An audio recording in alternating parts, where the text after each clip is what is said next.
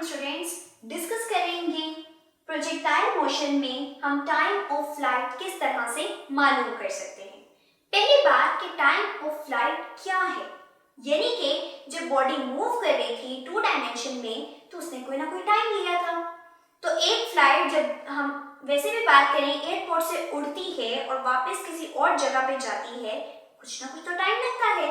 तो इसी तरह से अगर एक बॉडी को मूव करवाया गया है और वो वापस आई है तो इस पूरे प्रोसीजर में कितना टाइम लगेगा, वो कहलाता है टाइम ऑफ फ्लाइट।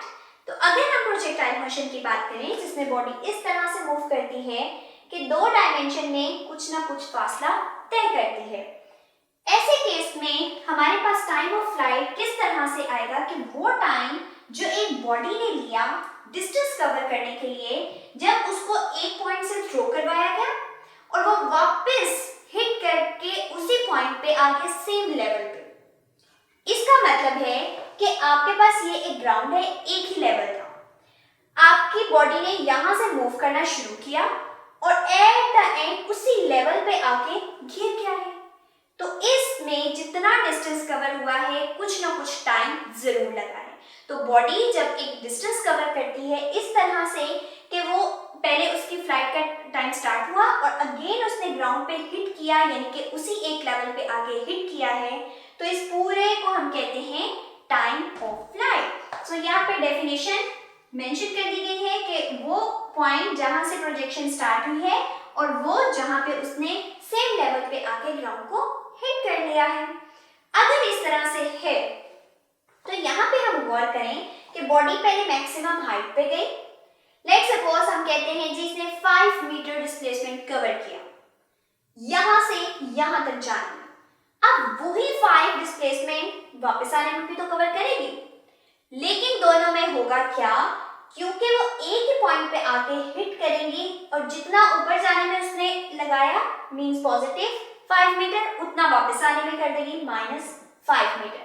दोनों कैंसिल, ऊपर गया और वापस उसी तरह से नीचे आ गया, इसका मतलब है कोई हाइट कवर ही नहीं। ऐसे केसेस में जब सेम चीजें हमारे पास सेम लेवल के ऊपर हाइट आ रही है और वापस उतनी हाइट पे ही नीचे बॉडी जा रही है, इसका मतलब है कोई डिस्टेंस कोई हाइट कवर ही नहीं हो रही, हर चीज जीरो हो चुकी है। तो यहाँ पे हमारे पास क्या हो चुका है, सबसे पहले हाइट खत्म हो चुकी है, कोई वर्टिकल कंपोनेंट नहीं एग्जिस्ट कर रहा क्योंकि सेम लेवल पे आके बॉडी वापस हिट कर रही है ग्राउंड को।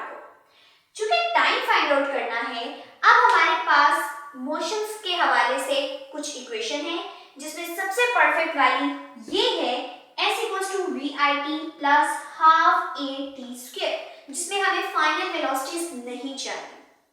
अब होगा क्या कि हमारे पास S तो ऑलरेडी हाइट के इक्वल था जो कि 0 हो चुकी है। एक्सेलरेशन की बात करें तो जब बॉडी हाइट पे जा रही थी तभी तो वापस आएगी, इट मींस कि एक्सेलरेशन नेगेटिव हो जाएगा, नेगेटिव ग्रेविटेशनल एक्सेलरेशन। साथ ही साथ हमारे पास VI जो कि इनिशियल कंपोनेंट है वेलोसिटी का, अगर उसको देखें तो हमने बताया हुआ है कि ये कोई ना कोई एंगल बनाता है।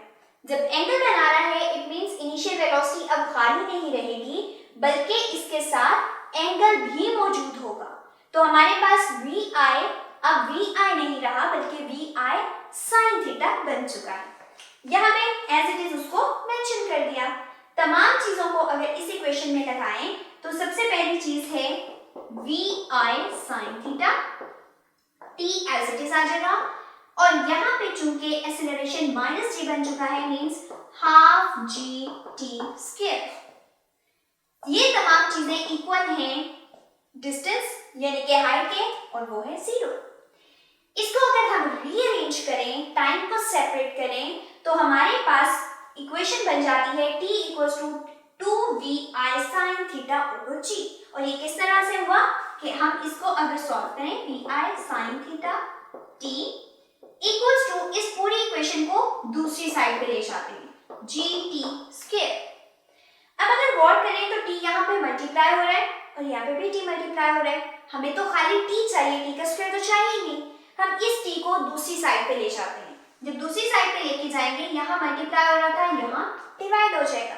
डिवाइड होने के बाद हमारे पास अब सिर्फ एक t बचा है।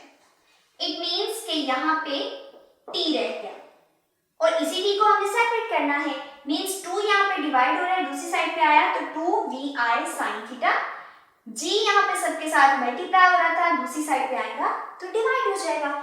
यूं सॉल्व करने के बाद अब हमारे पास टाइम ऑफ फ्लाइट आ चुका है, जिसको बताने के लिए हमें सिर्फ एक चीज चाहिए, इनिशियल वेलोसिटी और उसका एंगल, साथ ही साथ g जो कि एक कांस्टेंट वैल्यू है। तो इस तरह से हम टाइम ऑफ फ्लाइट कैलकुलेट कर सकते हैं।